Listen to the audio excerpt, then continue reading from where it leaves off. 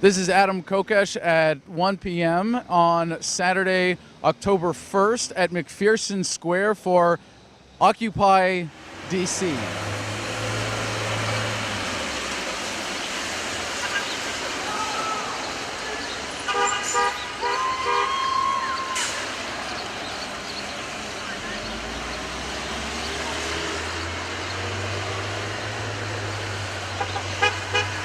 I'm a student at George Washington University. I'm from Pittsburgh, Pennsylvania originally, and I'm here mostly because I think this is kind of a watershed moment. This is really the first time there's been any sort of widespread action by the parts of regular people. I mean, you have the Tea Party rallies, but I'm not sure this is quite the same. I mean, the Tea Party rallies have been stimulated in large part by an organizing machine funded by corporate money, whereas this was started, I mean, really by some people on Facebook and Twitter.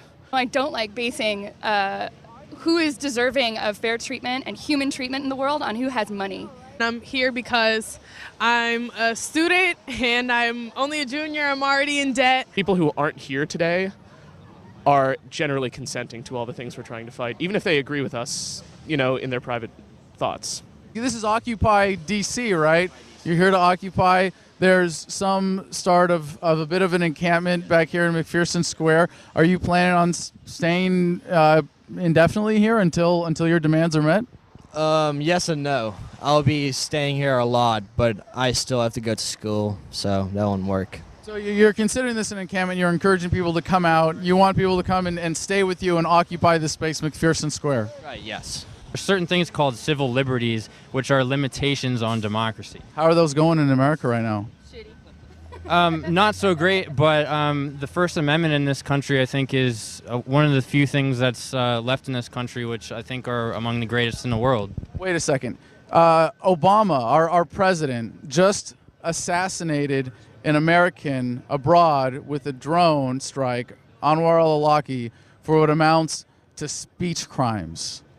All he did was exert influence. And you're saying that the First Amendment is alive and well in this country? Why is education so expensive? Good damn question. Why is education? Because it's an industry. Education is an industry, and just in the same fashion that banks have been privatized and you know, the military has been privatized in a lot of ways, I feel like education has as well. Actually, education has been more publicized or made part of the public sphere with government since the institution of the Department of Education in the 70s, and since government has grown, government has taken a greater and greater control of our education, both in what we call public and private. Even in private colleges now, government has more of a role than ever before in funding and controlling. Do you think that affects the cost of education for students? I think that, once again, the real crux of the problem, I guess, in response to what you just said, is that the government is not necessarily being completely run by and for the general population. That it's the government is fully privatized, which is no surprise, and it's not even something that, you know, it's a global issue. It's just how politics works, but I feel like the government is being funded by the one percenters, and so it falls down into our education systems and so on and so forth. So you're asking that for that same system that's funded by the one percenters, that government that exists to serve the one percenters, to now give out more educational benefits as it has been that have created this problem? Oh yeah, totally. I think that we need to take the lead of France has done a good job of insisting that education is affordable. I think that we need to shift our focus from the people who the one percenters onto the general population and educate the people that have nothing, you know, and are willing to work and are willing to use their brain power, and we need to create more jobs, and we need to, you know, create more financial opportunity for people that are willing to go get educations and find work. Who's we when you say we in those statements? The 99%. Would you all support the impeachment of Barack Obama? For what specifically? Anything. Your choice. Because I don't like his tie? Like, that's not even a question. For the war in Afghanistan, yes. What about for his assassination of a U.S. citizen for speech crimes? I mean, it's a bad thing. It's definitely a bad thing. Not impeachable? If I thought it was realistic or useful to the country to unseat the president right now, especially a year before an election? Like, it's a bad thing, but is it going to really benefit the country? What concrete benefits do we achieve by impeaching him? Well, we'd get a dangerous, violent extremist out of office at least. Yeah, but what happens to the country? Doug just said that he supports the use of force if it's what? If it maximizes social justice, if it can improve the lot of everyone, if it can increase the standard of comfort among the people, if it can maximize freedom, the ability to live our lives, and it improves our well-being, then yes, I believe there should be force. I believe force against another human being is always morally wrong, no matter what the excuse or any individual's judgment of what is good for the rest of society, and any initiation of force is inevitably detrimental to human happiness. All right. I mean, I agree with that. It does do bad things sometimes. Force can be misapplied, but let me ask you this. When you have a wealthy, powerful class, how do you induce voluntary cooperation on them to maximize social justice?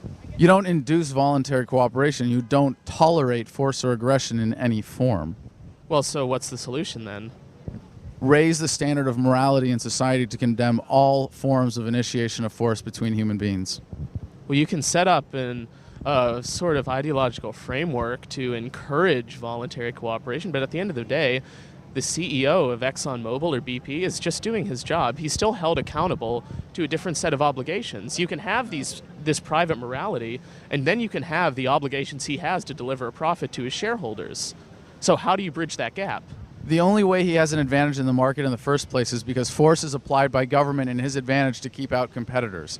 If there was a true free market, he wouldn't have that advantage. He wouldn't have that ability to gain an economic advantage through the force or threat of force by others. The reason that he has an advantage in the first place is because if people try to compete and get around the regulators that he's bought off or already figured out a way to comply with because of his existing concentration of economic force, of financial wealth, then you don't have the ability to compete.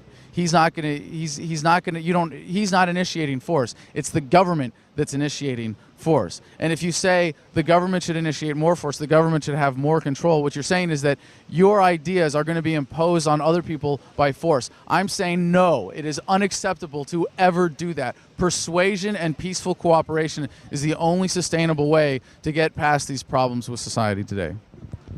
Well, I mean, I obviously believe that my ideas are persuasive enough and beneficial enough to society that people should subscribe to them at the conclusions of their own reason and their own sense of right and wrong, but frankly, some people don't, and yes. And at the end of the day, you will use force against those people. I believe that it's the role of the government to use force. So you won't do it yourself, you'll hire someone else to do it, basically. That's what a government is. I'm really ready to get Obama in a second term, and I'm really ready for him to really grab his cojones and speak out not only for, it's not about Democrats. Like I said, it's about the middle class and the lower class. You're not here to impeach Obama? I thought this was a protest. Hell no, I'm not here to impeach Obama. I'm not anti-government by far. I just am pro-reform. And Education costs have kept going up under Obama. The wars have kept going up under Obama. The bailouts have kept going up. Obama actually, as of 7 months into his presidency, deployed more troops abroad than Bush had his entire term. He is the most pro-war president that we've had in terms of financial expenditures on war and having escalated the war in Afghanistan. Why do you support a second term for that kind of violence? You off on that because I really don't. I don't agree with those statistics at all. I have never seen that. I have no idea where you don't think we've escalated in Afghanistan with Obama, or that Obama, you don't think you're saying Obama hasn't escalated the war in Afghanistan? I think that we are in a lot of shit. I think that all of our focus as a country has been focused on the Middle East, and I believe that Obama definitely could have done more. I would like to see no troops in the Middle East. I would, but I'm glad that we're out of Iraq, and I'm glad we're not out of Iraq though. I understand, and you can talk to Halliburton and Bush about that. But we still have tens of thousands of troops in Iraq, and under the plan that Bush had actually in 2008 when he was leaving office, we would have had troops out of Iraq sooner than under Obama. Who are you? I'm independent. I'm just making a video for my YouTube channel. Okay, well, I don't want to talk to you much longer. Okay. I guess they don't want to talk. Well, this is Adam KOKESH reporting from Occupy DC here at McPherson Square, downtown Washington. We have a small, enthusiastic crowd with big ideas for violent government. We're the undereducated and the underemployed.